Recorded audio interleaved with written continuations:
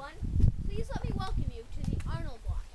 It is the oldest lot in the entire Calais Cemetery. My name is James Arnold, and I'm very glad that you could come visit me today. You know, when I first came up here this afternoon and took a look around, I was kind of startled. Nothing looked familiar to me. But then I remembered that I wasn't buried here in the first place. I was moved here later on. I was actually buried in the Sandbank Cemetery, near the bottom of Spring Street. But when they started this cemetery, they moved us from Sandbank and brought us over here.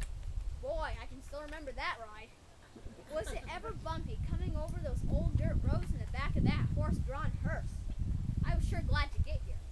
That was about 1836, I think.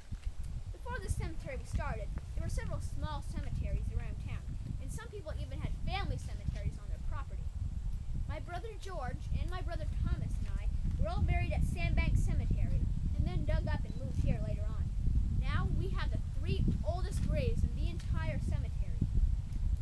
George died in 1816, when he was only a year and a half old.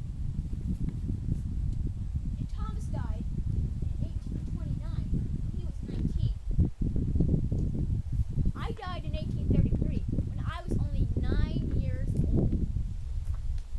You know, back then, this cemetery was different than it is now.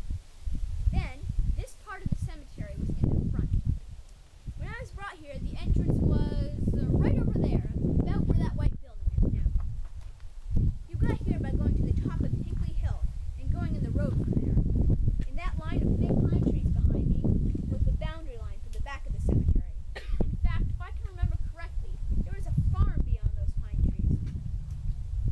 You know, I can also remember that there were graves over there, where those pine trees are now. I don't remember everyone who was buried over there, but I do remember a lady named Mary Cressy. On her gravestone, it was written, she needed a rest. Well, I guess she got one, but I don't think she ever expected to end up in the woods. They've let it all get overgrown. I heard today most of the stones over there are gone now, and there are just a few pieces left. You really have to hunt hard to find them. That's a little bit sad. And I hope you won't think I'm rude, but it seems to me that lots of things have changed around here, and I don't mean to stare, but your clothes look very unusual. I never saw anyone out in public with bare legs or feet showing, not even in the summer. Everyone was always covered up, except for their faces and hands. I know our minister at church, Mr. Hills, would think it was scandalous if he knew I was here with all of you dressed like that. We went to the Congregational Church, by the way. In fact, my mother was one of the charter members of the church when they started it in 1825. They built a fine new church up on the top of Calais Avenue, not far from the Sandbank Cemetery, where I was buried first. And speaking of my mother, she and my father are also buried right here with us boys. We boys are all listed on this stone, but mother and father are over here. You know, before you came down this afternoon, my brother Enoch was up here visiting me, but I just couldn't convince him to stay. He said if you heard his story, you may think that he was involved with the slave trade, and he didn't want people to think that. He said he'd come back after everyone had gone, so I'm looking forward to seeing him again then. He said he'd come back after everyone had... You know, I don't ever remember if he was ever actually involved with the slave trade, but I sure hope not. I can still hear Father saying it was bad business, just plain evil.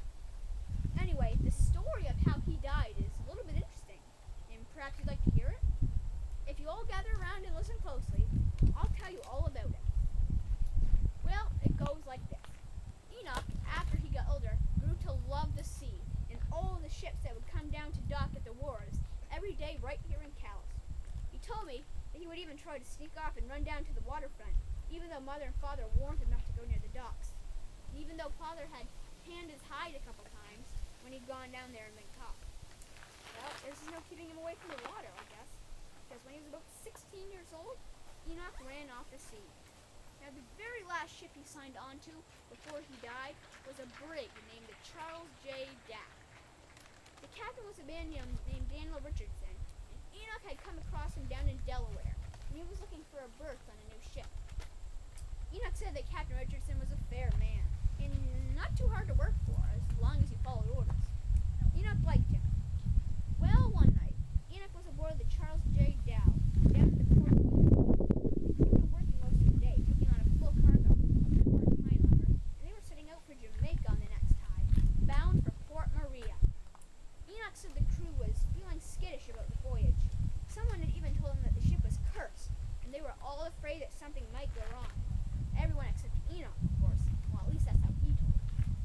Well, by the time the ship neared the port of Nassau, the men came down with a strange sickness.